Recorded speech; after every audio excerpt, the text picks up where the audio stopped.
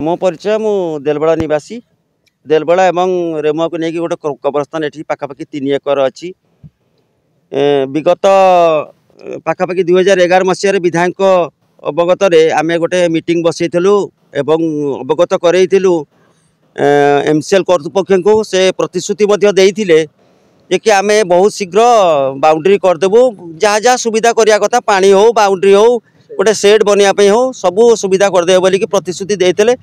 विधायक महोदय सेठी उपस्थित थिले।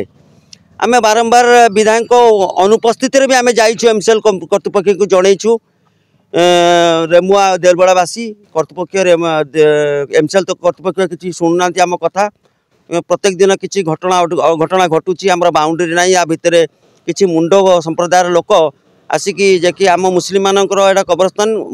कबर को ता पाखे गोटे मुंडा माने आनिकी कबर कर दौरान एटा आमको भल लगुनि कारण से भी जानी पारु नथिबे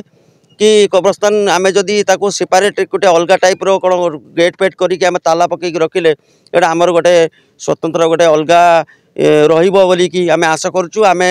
पुणी आशा प्रशासन को मध्य अवगत करैलु आमको अनुरोध करी आम एमसीएल कर्तृपक्ष को अनुरोध करूँ यथाशीघ्र जो प्रतिश्रुति देते 2011 मसीह से प्रतिश्रुति की पालन करने आम अनुरोध करूँ। पाखापाखि 3 एकर जगह पाखापाखि 60 वर्ष है ये जगटा को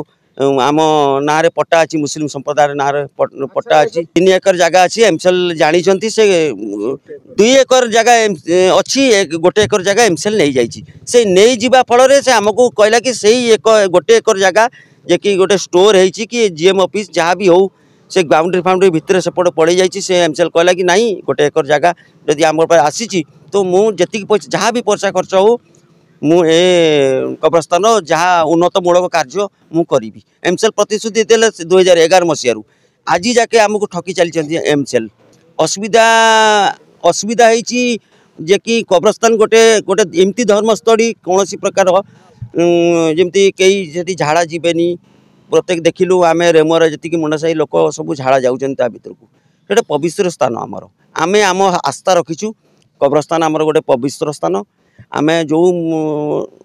समाधि ये दि जाए सेठी बहुत सफा सुतरा कर रखा जाए ये सेटा भी नहीं बाहर लोक आसिक पोता होती से कौन सी धर्मर भी होता किंतु से जानी पारना आमर एटा आमर कौन आम एटा को बंद करूँ आम गेट लगेनु से जानी पारना तो आमको जिते जल्दी एमसीएल जो प्रतिश्रुति देते 2011 मसीह से प्रतिश्रुति पालन कले आम बहुत खुशी हबू।